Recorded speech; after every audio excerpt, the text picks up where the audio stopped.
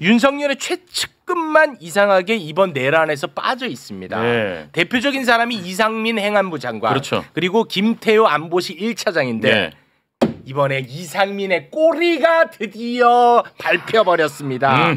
이상민 행안부 장관이 소방청장에게 계엄 당일에 전화를 해서 네. 주요 언론사 단전과 단수를 지시했다. 야, 근데 이 얘기가 그동안 한 번도 안 나왔어. 맞아요. 야. 수사기관도 파악하지 못했어. 네. 근데 어제 국회에서 윤건영 의원이 이거를 밝혀냈습니다. 정말 이게 굉장한 태거입니다. 아, 진짜 이 빅뉴스입니다. 네. 그 장면을 잠깐 영상으로 보고 오겠습니다. 당시 행안부 장관이었던 이상민 장관으로부터 지시사항이 있었습니까? 전화를 제가 그 회의 중에 네. 전화를 한번 받았습니다. 이상민 전 장관이 전화로 청장님께 의논했던 또는 통보했던 내용이 주요 언론사 단전 단수와 관련된 내용이었습니까? 있었습니까? 없었습니까? 정확하게 기억나지 않습니다. 아니 청장님, 네. 저희도 내용을 알고 말씀드리는 겁니다. 경찰에서든 어디 기관에서든 주요 언론사에 대한 단전 단수를 할 때 소방청이 협조해라 이런 뜻이 있었습니까? 약간 그런 뉘앙스였습니다. 그게 그거죠. 그런 뉘앙스라는 게 말이 됩니까, 청장님? 자, 그러면 이상민 전 장관이 정확하게 뭐라고 하셨습니까? 이제 기억이 되살아나는 것 같으니까요. 그러니까 이제 그 어떤 그 특정 그 몇 가지 언론사에 대해서 경찰청 쪽에서 요청이 있으면은 협조하라는 그런 내용이 있습니다. 자, 몇 가지 언론사에 한겨레 신문 들어갑니까? 예, 아마 답을 하세요. 예. 들어가죠. 이제 기억나지? 경향신문 들어갑니까? 예, 있었던 것 같습니다. MBC 들어가죠. 예, 그런 것 같습니다. 자, 정확하게 이야기할게요. 한겨레, 경향, MBC 소위 진보 매체라고 하는 언론사의 단전 단수를 이상민 장관이 지시했고 그 지시를 받은 소방청장이 차장에게 상의했다. 이게 맞습니까? 언론사 중에서 아까 3개 언론사 외에도 또 있나요? 3개 좀 더 됐던 것으로 기억이 납니다. 기억나지? 김어준 뉴스공장도 뭐 거의 포함되나요? 예, 거기도 있었던 것 같습니다. 포함돼 있어요? 야, 마지막까지도 말 안 하려고 하잖아. 그러니까요. 그러니까 제가 그 소방 공무원 의전서의 1위로 제가 모시는 분들인데 맞아. 그럼요. 이 소방청장도 지금 이 내란이 얼마나 중대한 사안입니까? 이거를 아직까지도 얘기를 안 하고 있습니까? 소방청장이 거짓말을 한 게요. 저희 국회 자료 제출을 했어요. 네. 계엄 당일날 이상민 장관으로부터 전화를 받았다. 전화 내용이 뭐냐? 소방 관련 특이사항 없다라는 내용이었다. 와, 아는 거예요. 그 거짓말이네. 거짓말이죠. 명백하게. 국회 위증을 한 셈이죠. 왜 저러냐. 그리고 제가 소방 제보가 있어서 이것도 제보를 근거를 해서 짚었는데 단전 단수를 하려면 소방의 도움 없이는 안 됩니다. 왜냐하면 왜죠? 이 건물에 단전 단수를 한다. 네. 이 건물을 가장 잘하는 기관 소방입니다. 그런가요? 도면이 있으니까요. 도면이 있어요. 설계 대형 건물일수록 설계 도면이 있고 소방 그게 있거든요. 예.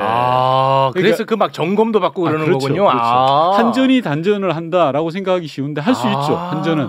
그러나 한전은 민간 기업이잖아요. 근데 공공기관, 공기업에서 단전 단수할 때 꼭 필요한 기관이 소방청입니다. 왜 서로 깨친다. 알아야 되니까.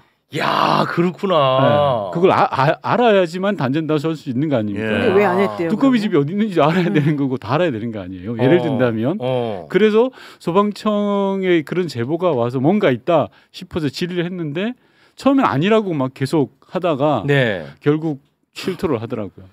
근데 그게 이제 그 이후에 그러면 이 소방청장이 누군가에게 지시를 냈거나 그랬다는 것은 우리가 지금 못 밝힌 거죠.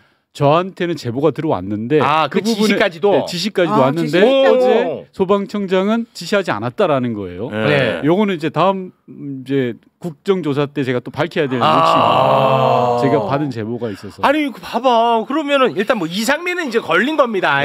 이상민 걸린 거야. 이게 제일 중요해 일단은. 이상민 걸렸어. 근데 이제 중요한 건 뭐냐면 소방청장이 설마 이번 내란과 관련이 있을 거라고 우리가 상상했습니까? 전혀 몰랐어요. 상상 못했잖아. 당연하죠. 그러니까 우리 대한민국 정부 작은 조직, 큰 조직 할 것 없이 내란과 다 관련이 있지 않을까? 다 걸려 있어. 우리는 진짜 아예 전면적으로 다시 다 봐야 된다는 근데 겁니다. 지난번에 이상민 장관은 검찰에서 무혐의 받았잖아요. 네. 내란죄 관련해서.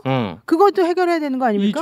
이 사건을 모르고 이 사건은 지금 검찰도 모르고 경찰도 모르고 있으니까 모르고 있어요. 모르고 있죠. 처음 나온 거니까. 예. 소방청장이 수사기관에서도 이런 얘기 안 했어요. 예. 다시 해야죠. 아니 근데 얘기 안 했다 해서 그거를 진짜 모르고 있었을까요? 나는 검찰 경찰이 그렇게 무능하지는 않거든요. 현재까지는 제가 확인되고 있지 않고 공소장 어디에도 나와 있지 않습니다. 그러니까, 그리고 또 하나 더는 소방청장에게 어제 확인을 했는데 부정을 하던데 다음 날 12월 4일 날 소방청 차장이 그 회의에 참석한 한 사람 한 사람을 찾아다니면서 맨투맨으로 입단속을 합니다. 그러니까 소방청장이 소방차장이 2인자 차장은 증거인멸 여기에서 이제 소방청장이 어제 국회에서 인정한 건 전화를 받고 내가 옆에 있는 소방청 차장한테는 얘기했다고 하더라고요. 네. 근데 그 밑으로는 전파하지 않았다라는 그렇습니다. 거거든요.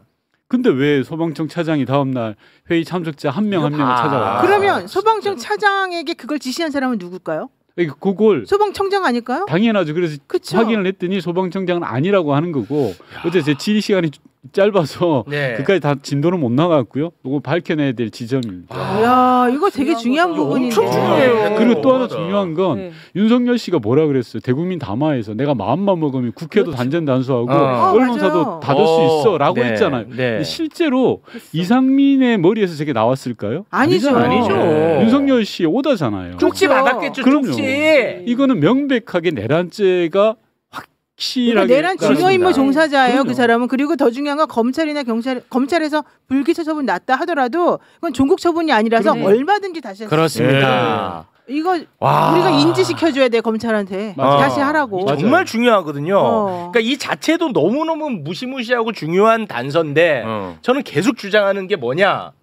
우리가 몰랐던 것들이 더 많을 것이다. 더 많죠. 이게 핵심이다. 맞습니다. 군은 김용현이 정점에 있죠. 네. 그래서 군이라는 조직이 나름 폐쇄적이다 보니까 이미 상당 부분 나왔어요. 내란과 관련된 사실들이. 근데 민간 영역은 저는 이상민이 핵심이라고 봐요. 민간 영역은 이상민이 핵심이다. 그렇죠. 와. 그래서 이상민에 대한 꼬리를 계속 해가야 돼. 그것만 줄기 캐. 맞습니다. 아직 남아 있는 게 여러 있다고 저는 생각합니다. 아니 윤석열이 흉금을 터놓고 말할 수 있는 사람이 이상민만한 사람이 있나? 없잖아. 야 이상민한테 그 뭐야 스테카 비행기 그것까지도 얘기했더만. 근데 이 중요한 계엄을 얘기 안 했겠냐고. 했지. 대표적인 게 이런 것도 있을 수 있는 게요. 근데 국무회의가 지금 부서가 안 돼 있다, 서명이 안 돼 있다 그래서 무효라고 하잖아요. 네네네네. 그런데 당일날 현장에서 나가려는 국무위원들한테 누군가 붙잡았다는 거예요. 서명하고 가라. 부서하고 가라. 그 누구야? 저는 이상민으로 추정합니다. 그때 세상목이 안 했다 그랬잖아요. 자기 일부러 안 했다고. 자기는 비상계엄을 반대하기 때문에 나갔다. 근데 누군가가 하고 가라고 이야기했다. 그때 나온 얘기가 이상민이 하고 가라고 했는데 자기는 안 했다고 그랬었어요. 네. 아니 그러니까 누군가가 그걸 챙긴 거 아닙니까? 그 누군지를 몰라. 챙긴 게 바로 비상계엄이고 내란인 거거든요. 그렇습니다. 그렇죠. 네. 하고 가야지 되니까. 그래야지 법률적 효력이 있으니까. 그 누군지를 몰라. 사람이죠. 근데 그게 이상민 아닐까 하는 의심을 하는 겁니다. 그리고 행안부 장관이 국무회의 담당 장관이지 담당 않습니까? 그러니까 본인은 그걸 챙겨야 되는 거죠. 그래서 민간 영역에서 저희 정점은 이상민 장관 아닌가. 그래서 계속 파야 된다. 그러니까 자기는 무혐의를 받아요. 뻔뻔하게. 이상민이 비화폰을 쓰는 이유가 이상민이 비화폰 써. 행안부 장관가 비화폰 쓰는 거 맞아요, 근데? 그것도 제가 밝힌 건데요. 행안부 장관 역대 행안부 장관 중에 처음으로 비화폰을 지급받는 게 이상민입니다. 처음이에요? 네, 처음입니다. 처음이야. 역대 행안부 장관 중에 비화폰을 쓴 사람은 없습니다. 이상민. 이유가 있었어. 주인공이라니까. 뭐가 없어서 이상했다니까. 이상민 주인공이라니까 이놈아. 꼬리 밟혔어 이제.